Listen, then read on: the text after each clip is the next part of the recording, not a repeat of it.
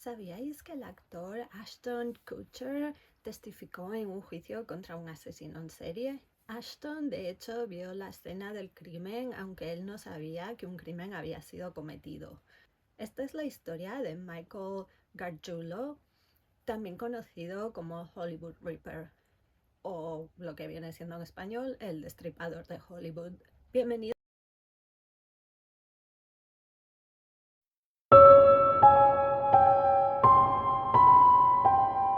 El 13 de agosto de 1993, en Chicago, a las afueras de Chicago, un padre salía de su casa para ir a trabajar cuando se encontró lo que ningún padre debería sufrir jamás. El cuerpo de su hija de 18 años, Trisha Pacaccio, estaba en el suelo junto a la entrada de su casa.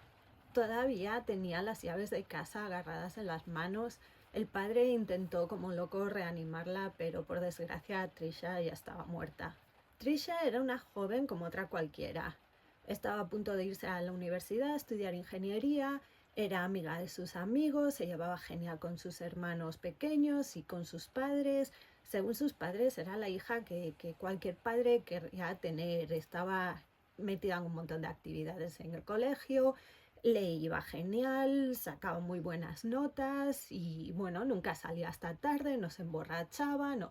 Todas estas cosas que era pues como la hija perfecta. El 13 de agosto ella y sus amigos salieron por la noche porque iban a tener una de las últimas fiestas de ese verano antes de que todos se fuesen a la universidad. Sobre la 1 de la noche, Trisha estaba, como os digo, a punto de entrar en casa cuando un extraño la agarró por el brazo de forma tan bestia que se lo rompió. A continuación, le asestó 12 puñaladas. La policía habló con decenas de personas, pero no consiguieron ni un hilo del que tirar. La familia de Trisha, claro, estaban tan sumamente afectados con lo que había sucedido que se fueron, dejaron esa casa y se fueron durante 4 años. El padre sí que pasaba por allí, bueno, para mantenerla y todo eso, pero no querían volver. No fue hasta 4 años más tarde que decidieron que, bueno, era su casa familiar, habían puesto un montón de amor en ella y decidieron volver. Al poco de volver tuvieron una visita que les pareció un poco rara. Un chico al que conocían muy bien, Michael Gargiulo, llamó a la puerta y preguntó si podía hablar con Rick, quien era el padre de familia. La mujer le dijo, mira, Rick no está ahora mismo, está en el trabajo. Y él le dijo, bueno, ¿te importa si lo espero aquí? Y ella, bueno, pues no, pasa y siéntate. Entonces Michael cogió y se sentó en una silla en la cocina. Michael vivía a un par de calles de Trisha, había ido toda la vida a la escuela, al instituto con ella, se conocían, las familias se conocían. Michael era muy amigo del hermano de Trisha, pasaban muchos días en casa de Trisha, su hermano también en casa de Michael, o sea, que no era un desconocido para ellos. Michael esperó durante más de 1 hora a que llegase Rick y según cuenta el padre de Trisha, cuando entró en su casa, vio a Michael y Michael parecía que iba a decir algo. Y justo en ese momento entraron por la puerta el padre y una hermana de Michael y le dijeron que tenían que irse. Así que lo agarraron y se lo llevaron de allí. Así que bueno, pues nunca supieron por qué había ido Michael a su casa. Además, desde la muerte de Trisha, Michael les llevaba regalos. En plan, una vez les compró un vale regalo de estos para un restaurante, otra vez le mandó flores a la madre de Trisha y otra vez le compró una camiseta al padre. Y bueno, a ellos les parecía raro porque ningún otro de sus vecinos que pues igual los conocían más y todo, pues no estaban haciendo cosas así. A todos les pareció un comportamiento extraño. Les pareció un comportamiento tan extraño que Rick pensó que Michael tenía algo que ver con la muerte de su hija. Contactaron a la policía, le dijeron sus sospechas, pero es que no había nada que los pudiese conectar. Entonces, bueno, pues era una posibilidad, pero no había nada más. La policía sí que intentó contactar con Michael, pero cuando fueron a su casa a buscarlo, pues se había mudado a California. Michael se fue a Los Ángeles porque, pues como mucha gente antes que él, mucha gente que va a venir después que él, quería convertirse en actor y modelo. Pero bueno, como muchos otros, Michael trabajaba en lo que buenamente podía. Primero fue portero de una discoteca, pero duró muy poco tiempo porque agredió a un cliente, así que lo despidieron. Y luego estaba trabajando en una empresa que instala aire acondicionados y calefacciones. Según la gente que lo conocía, Michael siempre tenía un montón de chicas a su alrededor, era muy popular y bueno, pues tenía un montón de novias. De hecho, había tenido una novia en Chicago que se fue con él a California y bueno, aunque al parecer pues le ponía los cuernos todo el rato y estaba ligado con no sé cuántas a la vez. Un día una chica llamada Ashley Ellering estaba cambiando una rueda de su coche porque la tenía pinchada y un extraño se le acercó y le ofreció ayuda.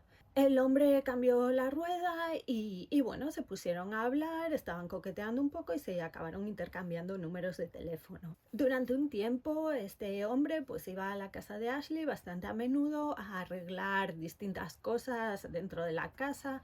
Eso, como trabajaba en la empresa esta, pues eran manitas, entonces iba y arreglaba cosas. El hombre estaba en la casa o cerca de la casa tan a menudo que la compañera de casa de Ashley se pensó que la estaba acosando, que la estaba siguiendo. Pero Ashley al parecer era de estas chicas que quería pensar lo mejor de la gente y bueno, pues le dijo, nada, si es que intenta ayudar, lo que sea, pero bueno, pues no le di importancia. Ashley estaba estudiando moda en la universidad y bueno, tenía un grupo muy grande de amigos. Michael estaba intentando quedar con ella todo el rato, pero ella siempre le estaba dando largas. Y bueno, pues Michael aparecía en fiestas donde estaba Ashley y los amigos de Ashley cuentan que en una de esas fiestas Michael llegó sin estar invitado ni nada, cogió, se sentó allí en un sillón y estuvo mirando fijamente a Ashley durante todo el tiempo que estuvo allí. Pero eso, Ashley pues no estaba interesada en él. Ashley era una chica guapísima, era popular, al parecer era muy divertida y bueno, pues tenía otros muchos pretendientes. Entre ellos había un actor que estaba empezando a ser famoso que se llama Ashton Kutcher. La noche del 21 de febrero de 2001, Ashton y Ashley habían quedado para salir juntos. A la mañana siguiente, una amiga y compañera de casa de Ashley llegó a casa y se encontró a Ashley tirada en el suelo al lado del baño. Según se podía observar, Ashley había sido atacada tras salir de la ducha y había sido apuñalada 47 veces. Desde el principio, la compañera de Ashley pensó que el atacante tenía que ser una persona que la conocía, porque Ashley le tuvo que abrir la puerta y dejarle entrar y eso solo lo haría con alguien a quien conocía. Sobre todo, bueno, porque iba con el albornoz puesto y pues con el albornoz puesto y casi de noche no dejas entrar a desconocidos, es a alguien que ya conoces. Pero los detectives no encontraron ni una sola pista que poder examinar, que poder estudiar, aunque desde el primer momento los amigos de Ashley le dijeron a la policía el nombre de Michael.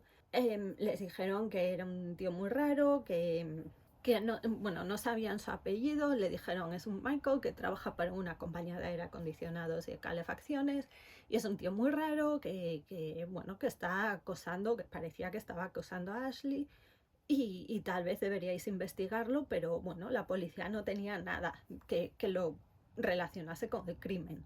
Una de las personas con la que la policía quería hablar inmediatamente era con la persona que iba a salir esa noche con Ashley.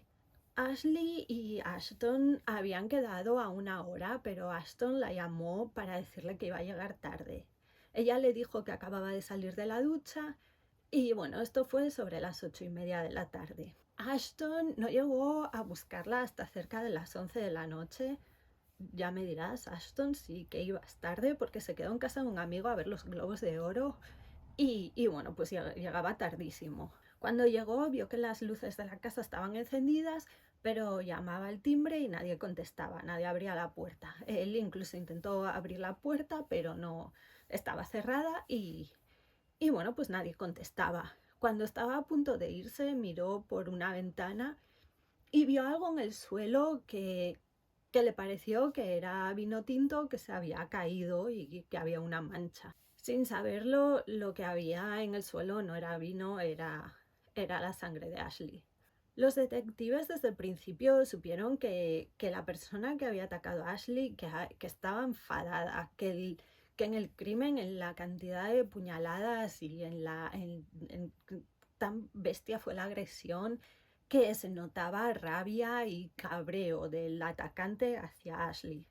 Y Ashton no era el único hombre con el que querían hablar los policías. Mark Darvin era no sé si era el propietario o era el que cuidaba de la casa o el que alquilaba la casa. Al parecer, él y Ashley tenían una relación de más que amigos, pero la mantenían en secreto. La tarde del 21 de febrero, Ashley y Mark tuvieron relaciones íntimas, pero Mark, como Ashton, pues colaboraron desde el principio con la policía no podía encontrar ningún motivo que tuviese este Mark para hacerle daño a Ashley, así que bueno, lo descartaron como sospechoso. Mientras, en Chicago, la policía seguía investigando el asesinato de Trisha, aunque ya habían pasado pues casi 10 años, pero sobre todo por la familia de Trisha que seguía empujando para que el caso siguiese adelante. Pero lo que la policía tenía ahora y que no tenía en el 93, pues eran mejoras en las pruebas de ADN. Debajo de las uñas de Trisha encontraron restos de ADN que correspondían a un hombre. El problema es que ahora tenían ese ADN, pero tenían que encontrar al hombre al que pertenecía ese ADN. La policía cogió muestras de ADN de todas las personas con las que habían hablado en el 93, incluso analizaron el ADN del perro de la familia, todo. Pero la persona con la que habían intentado hablar, pero que se había mudado, Michael, pues eso seguía en California, así que no podían coger su ADN. La policía en Chicago descubrió que Michael estaba viviendo en California, así que se pusieron en contacto con el Departamento de Policía de Los Ángeles. A estos les pidieron que si por favor podían encontrar a Michael y coger una muestra de ADN. En esos momentos los detectives en Los Ángeles estaban investigando con más detenimiento a Michael. Así que cuando la policía de Chicago pues, se puso en contacto con ellos, la investigación dio un poco un giro de 180 grados. De repente, pues este Michael no era una persona inocente que trabajaba en una empresa de aire acondicionado, sino que era una persona que tal vez había cometido un asesinato en Chicago. La policía de Los Ángeles consiguió una muestra de ADN de Michael y la envió a Chicago. Pero bueno, no fue tan sencillo como eso. Al principio la policía fue a Michael y le pidió una muestra de ADN, pero este se negó a dársela. Dijo que no tenía nada que ver con ninguno de esos dos crímenes y bueno, que no quería dar una muestra de ADN. Pero en algún momento tuvo que ir al hospital a algo y entonces la policía aprovechó, fue allí y cogió la muestra de ADN directamente. Y sí, el ADN de Michael coincidía con el ADN que encontraron debajo de las uñas de Trisha. Los padres de Trisha estaban contentísimos diciendo, bueno, pues ya tenemos al culpable, ¿no? Pero los fiscales no pensaban igual. A los fiscales no les parecía que era suficiente como para arrestar y juzgar a Michael. Le dijeron a los detectives que necesitaban encontrar algo más. Los fiscales argumentaron que el ADN podría haber llegado hasta debajo de las uñas de Trisha de forma totalmente inocente. De hecho, Trisha y Michael, bueno, pues como ya os conté, se conocían. Al parecer, el día antes del asesinato de Trisha, Michael y un amigo de este iban en coche y se encontraron a Trisha. Michael paró el coche y los dos vieron que Trisha estaba llorando. Trisha les pidió que la llevasen a casa de una amiga y se subió al coche. Los dos chicos la dejaron donde ella les había pedido, pero según los fiscales, pues tal vez en ese viaje restos de ADN de Michael se pudieron quedar debajo de las uñas de Trisha. Por desgracia, debido a este contacto previo y al hecho de que Mike iba a veces a casa de Trisha, los fiscales dijeron que necesitaban más pruebas para juzgarlo. En 2005, Michael se fue a vivir a un barrio de Los Ángeles que se llama El Monte, que está a unos 32 kilómetros de Hollywood. María Bruno, una chica de 32 años, era madre de 4 niños, había elegido el edificio donde estaba viviendo en concreto porque tenía buenas medidas de seguridad. Solo se podía acceder al apartamento, o sea, a la zona de apartamentos, con una llave o con un código que tenías que meter en la puerta. En los meses previos a su muerte, María y su marido habían tenido varias peleas, algunas incluso violentas. En una en particular, el marido le dio un puñetazo en la cara a María y allí fue cuando María decidió coger las maletas e irse. La noche del 1 de diciembre de 2005, María estaba durmiendo en su cama cuando un extraño entró por la ventana de la cocina. Allí cogió un cuchillo que encontró en la cocina y se dirigió a la habitación de María, donde la apuñaló 17 veces. También mutiló los pechos de María, los cortó, sacó los implantes. El marido de María fue el que al día siguiente la iba a buscar para ir a trabajar, porque trabajaban en el mismo sitio, y se encontró el cuerpo de María. El hombre inmediatamente llamó a la policía. Les dijo que había charcos de sangre y que su mujer se había ido a vivir allí hacía tan solo una semana. Como en los otros dos casos, había muy pocas pistas. Aunque en este la policía encontró un patuco de estos de los que se ponen sobre los zapatos para entrar en quirófano y cosas así, pues encontraron uno de esos tirado en la zona de la piscina que estaba delante de la casa del apartamento de María. En la parte de abajo, o sea, donde la suela, donde se pisa, había una gota de sangre que se correspondía con la de María. El primer sospechoso, obviamente, fue su marido. Cuando lo investigaron, encontraron gotas de sangre en su coche. Pero el marido les explicó que esa noche él y María habían salido a cenar porque estaban como que se iban a volver a dar una oportunidad. Entonces habían salido a cenar y María en el restaurante se cortó el dedo y estaba sangrando. Y de hecho el gerente o el encargado del restaurante dijo que sí, que cuando se fueron María todavía estaba sangrando un poco por el dedo.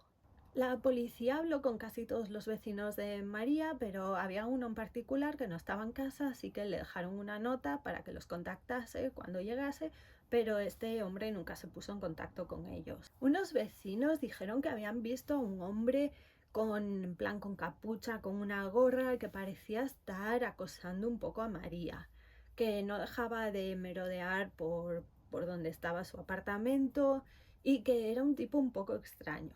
Pero otra vez, pues sin más pruebas, sin sospechosos, pues el caso se fue enfriando. Michael no se quedó quieto y esta vez se mudó a Santa Mónica. El 28 de abril de 2008, Michelle Murphy, de 26 años, estaba en su casa durmiendo en Santa Mónica tranquilamente y de nuevo un extraño se coló por una ventana, abrió la puerta de la entrada de la casa, la entrada principal, para así tener una ruta por la que escapar, y seguidamente se fue a la habitación de Michelle. Michelle se despertó cuando recibió la primera de varias puñaladas y comenzó a luchar. Durante el ataque el hombre se hizo de hecho un corte en la muñeca, así que él también empezó a sangrar. Michelle consiguió ponerse de la espalda y con las dos piernas darle una patada que consiguió empujarlo y el hombre, bueno, pues se tambaleó un poco y casi se cae y el hombre, cuando pasó eso, salió corriendo de la casa. Michelle, que estaba herida, salió corriendo tras él y lo persiguió hasta que el hombre se alejó de su casa. Al parecer, mientras lo perseguía, el hombre le dijo varias veces que lo sentía. Michelle llamó a su novio, que fue a su casa, y él llamó a la policía y les contó pues lo que había pasado. La policía encontró restos de sangre en las escaleras que llevaban al piso de Michelle y así como en el camino hasta la casa de Michelle. Cuando analizaron esta sangre y miraron el ADN, pues descubrieron que pertenecía a un hombre que se llamaba Michael Gargiulo. Mike, de hecho, vivía justo enfrente de Michelle, o sea, desde la casa de Michael se podía ver la ventana de la habitación de Michelle. El detective investigando el caso de Michelle recordó haber hablado una vez con un detective del monte y se acordó de un caso que sonaba muy parecido. El policía en Santa Mónica le dio el nombre de Michael al policía en el monte y este se puso a mirar y descubrió que Michael vivía enfrente de María cuando la asesinaron. La policía fue a registrar la casa donde había vivido Michael y como un desván encontraron un patuco que era igual al que habían encontrado donde la piscina. Y bueno, también en el caso de Ashley, Michael vivía a un par de manzanas de ella, o sea, en la misma calle pero más abajo. Además había un parque donde Michael llevaba a su perro casi todos los días y el parque estaba justo, cruzabas la calle de casa de Ashley y ahí estaba el parque. Un mes más tarde de ser arrestado por el intento de asesinato de Michelle, los fiscales también añadieron los cargos por las muertes de Ashley y de María. Pero, y aunque los padres de Trisha también pensaron que también pues en Chicago los fiscales harían lo mismo, ese no fue el caso. Pero bueno, gracias a toda la información que estaba saliendo, en 2011 un programa de televisión que se llama 48 horas hizo un documental sobre el caso pues del Hollywood Reaper este. Y al día siguiente la presentadora recibió una llamada de un testigo. Este testigo dijo que había visto el programa, que había visto la foto de Michael y que resulta que él había trabajado con Michael como portero en aquella discoteca. El portero llamó a otro amigo suyo que también había sido portero en la misma discoteca al mismo tiempo y bueno, hablaron de Michael. Al parecer, Michael les había contado que había asesinado a una chica en Chicago. Otra vez, Michael les preguntó que si alguna vez habían asesinado a alguien y que él que sí que lo había hecho. Les dijo algo así como que mató a una zorra en Chicago y que la dejó delante de su casa para que su padre la encontrase. Pero los porteros no lo creyeron, se pensaron que era un fantasma, al parecer siempre estaba contando movidas raras, siempre se estaba dando más importancia de la que tenía y bueno, pues como siempre de eso, estaba contando historias así, pues pasaron de él. Y no fue hasta que vieron el programa que dijeron, hostia, pues igual era verdad. El programa los puso en contacto con el Departamento de Policía de Chicago y estos pues empezaron a investigar. Así que en 2011 Michael fue acusado del asesinato de Trisha en Chicago. Pero los juicios en Los Ángeles, sobre todo estos que cuentan con alguien famoso, aunque sea así de refilón, son siempre un poco raros. Y este no sería menos. El juicio no se celebraría hasta junio de 2019. De hecho, Michael fue y sigue siendo el prisionero que más tiempo tardó en ser juzgado en la historia de los juzgados de Los Ángeles. Michelle fue la primera testigo, pero durante su declaración pues las cámaras no fueron permitidas en la sala pues para mantener su intimidad. Michelle contó cómo había sido atacada y también dijo que aunque no le vio la cara, sí que se dio cuenta de que la persona que la atacó era zurdo. El siguiente caso en el que se centraron fue el caso de María Bruno. Los investigadores dijeron que basándose en la sangre, en cómo había quedado en la cama de María, se podía determinar que el atacante había sido zurdo. Y bueno, ¿sabéis quién más era zurdo? Pues sí, Michael era zurdo. Los investigadores también hablaron del patuco que habían encontrado y resulta que la goma que va alrededor para mantenerlos ahí sujetos, pues contenía ADN de Michael. Tras esto pasaron al caso de Ashley. Como os podéis imaginar, un testigo superestrella fue Ashton Kutcher, que, bueno, pues como que eclipsó un poco el resto del juicio, no que él quisiera eclipsarlo, sino que la prensa simplemente se concentraba en él y fíjate, y Ashton está aquí, pero como que no se hablaba de las víctimas, no se hablaba de nada más que de él.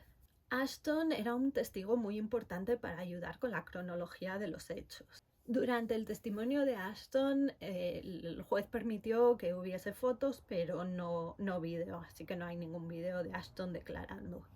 Ashton dijo que nada más enterarse del asesinato de Ashley fue a la policía, les dijo, oye, mira, es que mis huellas van a estar en la puerta porque la empujé un poco para ver si se abría cuando fui a buscarla.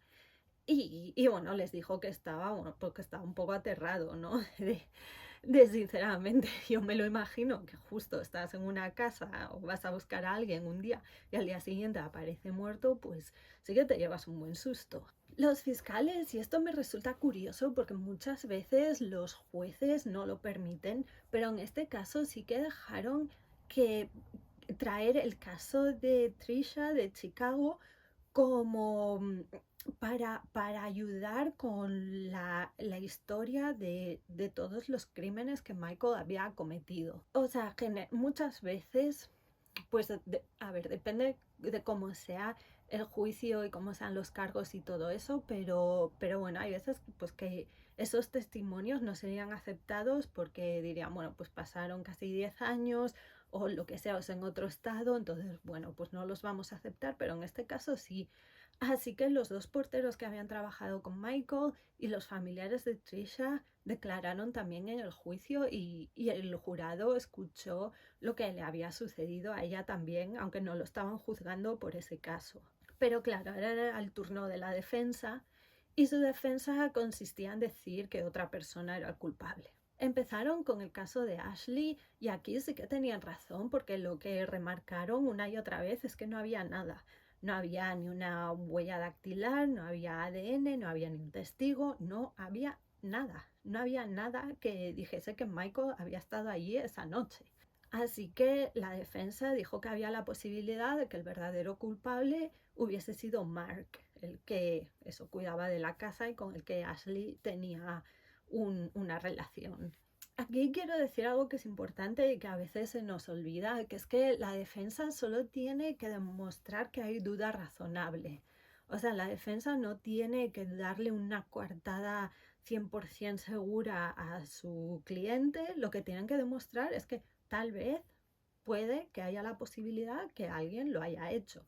Los que tienen que demostrar la culpabilidad del acusado son los fiscales que tienen que probar, o sea, tienen que demostrar al 100% o que lo hizo, que él fue el culpable, porque si no, pues es duda razonable. Bueno, esta defensa de decir que otro lo hizo en Estados Unidos creo que se llama algo así como la SODI Defense, que significa SODI es Some Other Dude Did It, que viene siendo en español como otro tío lo hizo. Para demostrar su teoría se basaron en el testimonio de Ashton. Ashton llamó a Ashley a las 8:24 y ella le dijo que acababa de salir de la ducha. Mark había testificado antes para la acusación y había dicho que él estaba en la casa cuando Ashley se estaba duchando y que cuando salió de la ducha recibió una llamada y que cuando Ashley colgó fue cuando él se fue. Lo que la defensa supone es que esta llamada era la de Ashton y que no había habido otras llamadas. Un vecino también dijo haber oído ruidos o haber oído algo entre las 8:25 y las 8:30 de esa tarde. Y también había el hecho de que Mark había sido la última persona supuestamente de haber visto a Ashley con vida. Y Mark tampoco tenía coartada. En el asesinato de María Bruno la defensa era pues, muy parecida. De nuevo, no había ni una prueba, no había ni un testigo. Bueno, tenían lo del patuco, pero la defensa dijo que lo que seguramente había sucedido era que Michael lo utilizaba muchas veces porque como iba a reparar cosas en casa de gente, pues que se los ponía para no manchar el suelo. Entonces que seguramente estaba volviendo del trabajo, los tenía en el bolsillo y uno se le cayó. En este caso también dijeron que el culpable podría ser el marido de María. Ya se sabía que el marido tenía, bueno, que María había tenido problemas con violencia doméstica. También encontraron la sangre de María en el coche y que la defensa también dijo que ese asesinato se había realizado con mucho odio, como si fuese algo personal. Entonces, ¿qué persona puede tener más odio personal contra ella? Pues el marido del que estaba pues distanciándose. Además, de nuevo, el marido de María era el último que la había visto con vida. Y bueno, para rebatir también lo que habían contado en el caso de Trisha, aunque no se estaba juzgando, como os digo, pues era que el ADN había llegado debajo de las uñas de Trisha como con transferencia secundaria. Pero claro, la defensa en el caso de Michelle era más complicada. En ese caso sí que había mucho ADN por toda la sangre de Michael que se había caído por todos lados. Así que bueno, pues tenían que pensar algo así distinto. ¿Y qué dijeron? Pues que Mike tenía múltiples personalidades. Sí, sí. Dijeron que Mike esa noche estaba como poseído y que una de sus personalidades fue la que atacó a Michelle. Que él no se acordaba de nada de lo que había sucedido, pero claro, su ADN estaba allí, entonces, bueno, pues que tuvo que haber sido otro Michael, eso, que él no sabía cómo había podido ser. El juicio duró 3 meses y el jurado tardó 3 días y medio en llegar con un veredicto. Del intento de asesinato a Michelle lo encontraron culpable, también culpable del asesinato en primer grado de María y por último también culpable del asesinato en primer grado de Ashley. Michael Gargiulo fue condenado a muerte. Su hijo, un hijo que había tenido, que el hijo tenía 16 años en aquel entonces, sí que en los juicios cuando alguien va a ser acusado, o sea, en la posibilidad de la pena de muerte, dejan que hablen los afectados. Entonces, pues las familias de las víctimas hablan, ¿no? Y le dicen al juez, pues lo mal que lo pasaron, pues todo eso, pero también dejan que hable la familia o amigos o gente cercana al acusado.